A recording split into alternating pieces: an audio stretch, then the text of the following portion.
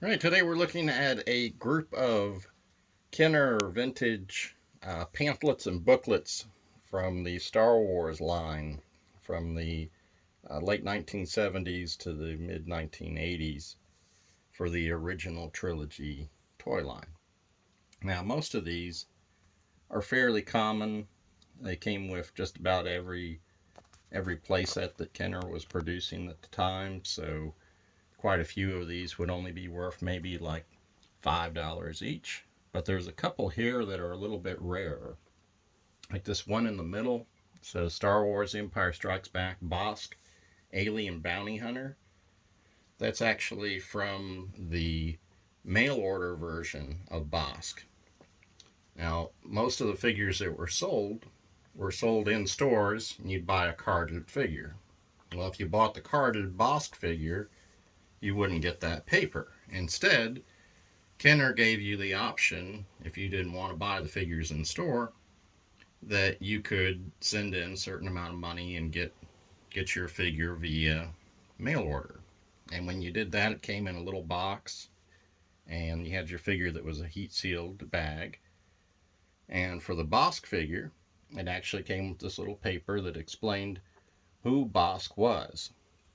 And so, since there's a lot fewer of the mail order figures than there were the carded figures, the Bossk mail order paper can now sell for around $50 on eBay versus maybe $5 for some of these other ones, these regular pamphlets that showed a lot of the different play sets and figures that were available at the time. And we also see this one next to the Bossk, the note to consumers.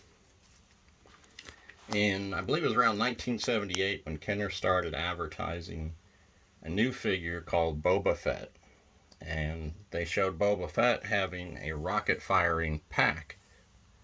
And so when kids had sent in their money and their proofs of purchase to get the new Boba Fett figure, and it arrived in the mail in a little box, they were surprised to find that Boba Fett did not have a rocket firing pack.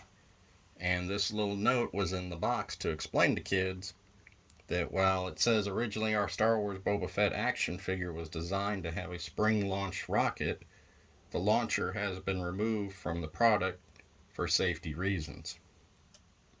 So this was just to tell them that even though it was advertised as being a rocket firing, they had taken that option off the figure for safety concerns.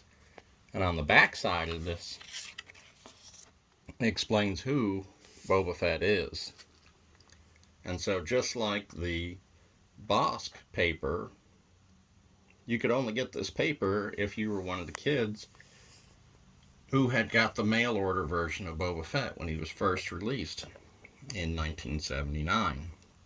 So this paper can actually sell for up to $150 on eBay. So that's just to show you a couple of different less common Kenner paperwork from the 70s and 80s that actually have a pretty good amount of value. And I hope you've enjoyed this video. And if you have, I encourage you to subscribe so you'll be notified of other videos showing different items from estate sales and a little bit of the history and value of them. And thanks for watching.